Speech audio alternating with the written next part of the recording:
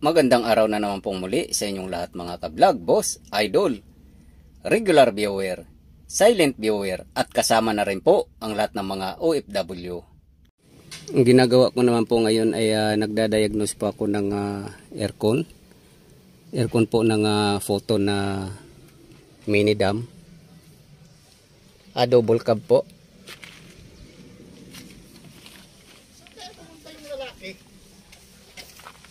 Wala yung lalaki ha. Ito po, double cab. So hindi po siya lumalamig. Pero nakikita ko po ay gumagana po yung compressor. So idadiagnose ko po kung ano yung naging dahilan. Hindi po siya lumalamig. Ang story po dito ay nawalan daw po ng lamig to.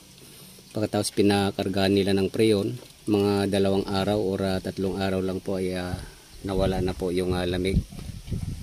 So ngayon po ay tinadiagnose ko po.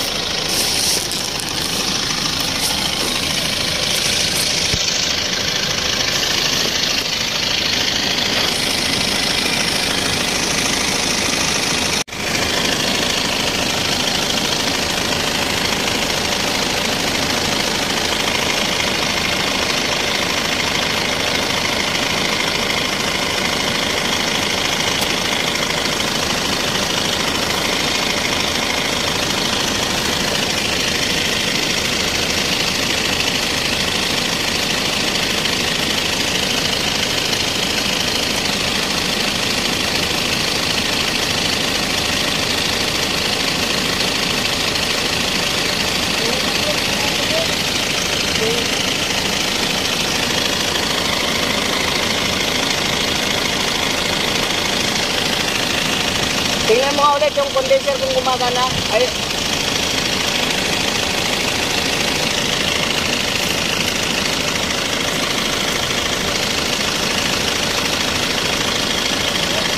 ha?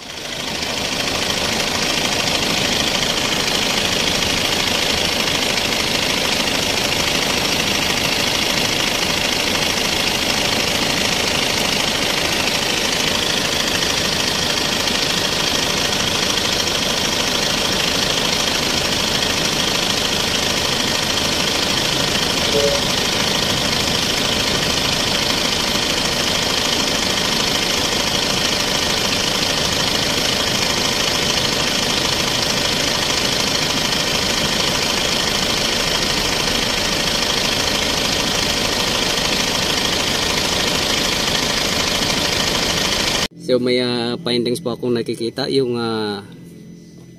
condenser fan po ay mabagal po yung operation niya at pag minsan namamatay. So titingnan ko po baka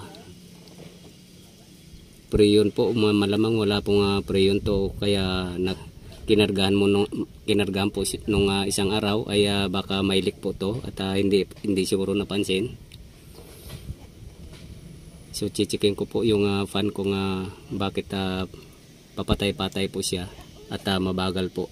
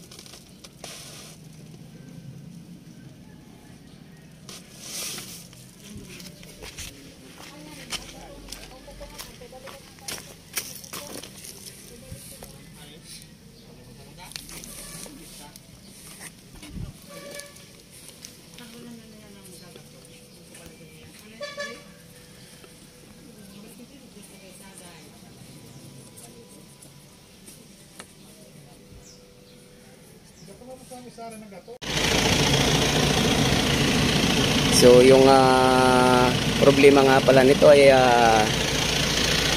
base sa findings ko ay yung condenser fan ay mabagal na yung niya, yung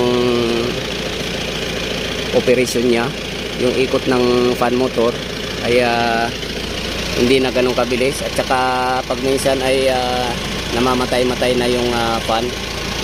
So yung fan nito ay dapat kailangan na siyang palitan. Kung siya, pwedeng palitan ng carbon brass.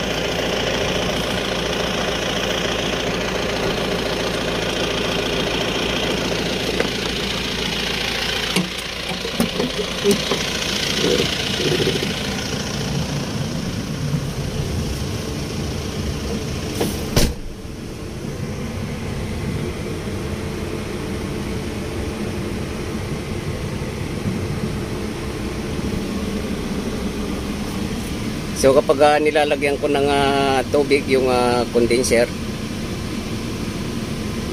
so lumalamig siya dahil nga epekto na nga yung condenser fan motor ay pudpud na yung carbon brush niya, kaya hindi na siya makaikot ng mabuti.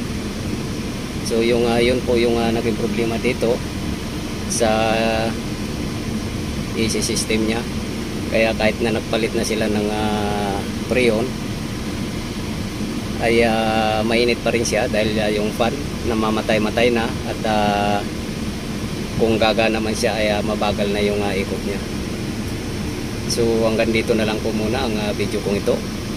Please like, subscribe na lang po, and hit notification bell para sa susunod na mga video. God bless all po.